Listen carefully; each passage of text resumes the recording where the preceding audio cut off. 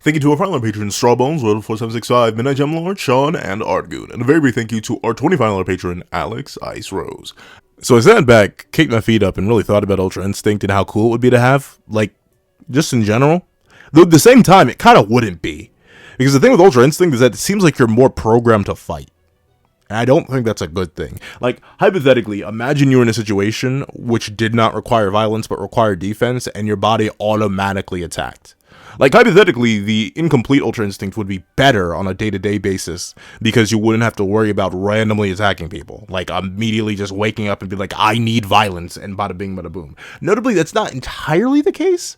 It seems like Whis, a true master of Ultra Instinct, seems to not randomly attack things. But still, I don't know. Ultra Instinct is a very interesting concept in of itself. Another thing I find weird about Ultra Instinct is, like, why did Saiyan biology adapt the way it did? Like, notably the fact that it treats Ultra Instinct as a form when Whis describes it more so as a technique that can be applied to other forms. I don't know. It's just very weird in a good way, but in a strange way. Like, I'm not entirely sure if Akira Toriyama or Toyotaro or anyone working on Dragon Ball Super 100% get how it works. Because hypothetically, it is just a transformation. It changes Goku's hair color. It drastically increases his power level. It changes Goku's eye color. It's literally just the next level of Super Saiyan, but silver. But at the same time, it isn't. Like, there's the constant thing in the manga where Whis even straight up acknowledges, like, oh yeah, you can transform into the white-haired form if you really need to. So is the white-haired form not really Ultra Instinct? Like, is it just, like, a separate thing that Goku happened to awaken that is tied to Ultra Instinct? I want to say it's Ultra Instinct because, you know, his hair becomes white, the same color as all the angels, who are consistently in the instinct state, and that's what Beerus and Whis describe it as. Like, they're literally can't turn it off. They're always in a quote-unquote super crazy master Ultra Instinct state. With that being the case, I wonder, like, why did Saiyan biology express it that way? Like, notably, Ultra Ego is something I get. Like, that has to fundamentally change you on a biological level. It does. Like, the ability to absorb damage or convert damage into excess strength, or not excess, but more strength, seems like a legitimate biological change. Like, you need to be able to do that. That's why the eyebrows go away, so it gets way uglier. Like, it just needs the eyebrows to get the extra juice to turn it into a viable state that allows you to transport damage into power.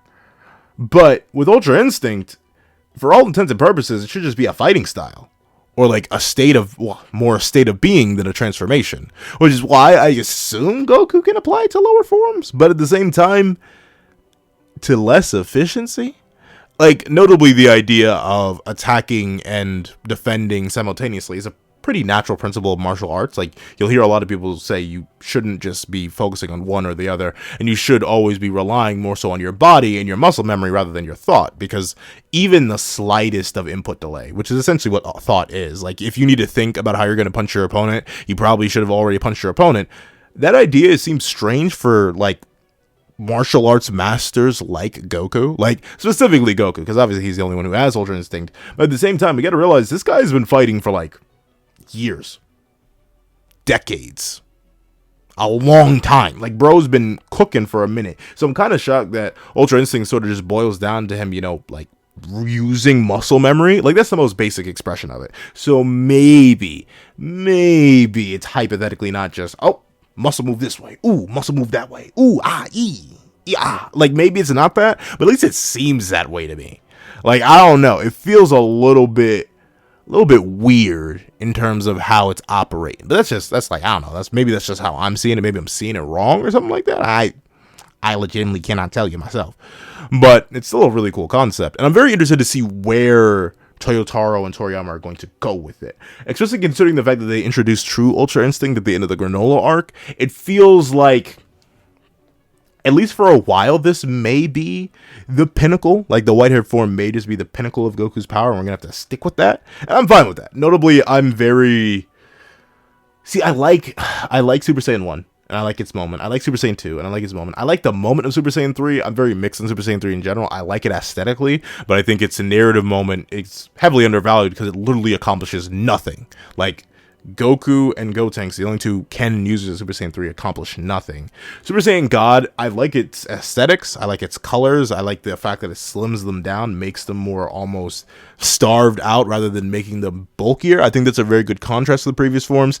Super Saiyan Blue, I have the same critique as everyone else. Like, I wish I could say I'm unique, special. I'm not. I think Super Saiyan Blue is just literally just a reskin with no extra value that kind of just got introduced for nothing.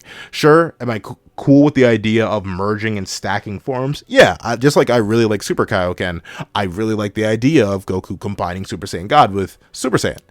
But if anything, I think the hair should have been orange and not like bright liquid blue. Though I get the blue symbolism behind it. Monster X has a great video on that. But still, I don't know. Feels a little bit hokey, a little bit wonky. So I'm a little bit annoyed with the excess of transformations. Obviously, it's like a meme that Goku has like 50 different transformations. But realistically, he only has, what, 8?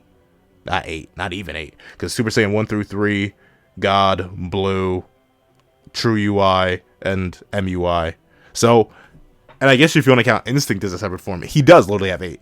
But still, I can understand like the oversaturation, and I think Toriyama and Toyotaro are kind of understanding the oversaturation. And I think that's why they're sort of sticking to this idea that, oh yeah, this ability and this power can be used with lesser forms and existing forms, and the pinnacle form is the pinnacle form. Like, hypothetically, I don't think we're going to see Goku get a new transformation for a while. Like, legitimately, because I don't know what color it would be. Like, straight up, I don't know what color it would be. The most I could hypothetically see Ultra Instinct evolving, quote unquote, into a next stage or a next evolution is like him truly properly infusing the white-haired form with the lower forms. So, like, say Super Saiyan now is like tinged with white hair, Super Saiyan 2 with white hair, Super Saiyan 3 with white hair, all the stuff like that. That's the only thing I could hypothetically see, but even then, considering it seems like form fusion is a little bit off the table, unlike like Blue Kaioken, which isn't, Kaioken isn't really a form. So take that with a grain of salt. But still, like, the technique stacking on top of the previous form, since Ultra Instinct, at least in the manga as it's portrayed when it's being stacked on lower forms, doesn't necessarily provide any aesthetic changes. I don't think Goku will be getting any aesthetic changes for a while, which leaves me very interested on where they're going to take him. Is he really just going to be doubling down on this form? Notably, I'm fine with that. Don't get me wrong. I think the whole trend that characters need to just keep transforming this, transforming there is outdated. You don't necessarily need to keep putting transformations on your characters, but I'm very interested to see if Toriyama and Toyotaro will actually stick to it. Like, that's a hard choice to make, especially considering the merchandising of Dragon Ball now is so heavily based on the transformations. Like, there's a reason there are 8 different Gokus, so you can go to the store and buy 8 different Gokus and make Bandai Namco a lot of money. I'm not sure if it's Bandai Namco. I forget who owns the merchandising rights to Dragon Ball stuff, but like, I think that may be the only thing that would drive them forward, but I'm not sure where you go from here. Like, notably, unless you give Goku a variation of Ultra Ego to combine with Ultra Instinct, which I don't think is likely because it's very definitively going down their own paths, I think we're kind of stuck where we are. The only character I could actually see transforming further is Vegeta, and that's mainly into like a true Ultra Ego form. I think he's very much in the Instinct state, the level where Goku was at in the Tournament of Power, and especially like the Moro arc, where he's not actually completed with the form, and I think there's a long way for him to go. However, that's what I think. I'm sorry, this is kind of just like a random discussion. I was thinking about Ultra Instinct throughout the day as I was trying to draw something that happens to include Ultra Instinct, so I just want to talk about it a little bit, give you my random general thoughts on it. But what do you guys think? Do you guys like Ultra Instinct? Do you think it's cool? Do you think it's weird? Do you think it's neat? Do you think anything about it? Please let me know in the comment section down below. Thanks so much for watching. Please like, share, comment, and subscribe. And make sure that little notification bell so you miss out on any videos that come to the channel. Also I do a Patreon below as well as one, count 1, down month, exclusive videos, early content, and more. You also now become a member of the channel for as low as $3 a month to get the same perks and more. Thank you so much. Thank you guys so much for watching once again, and I hope you guys have a wonderful day. This is DragonBallZ, writing off.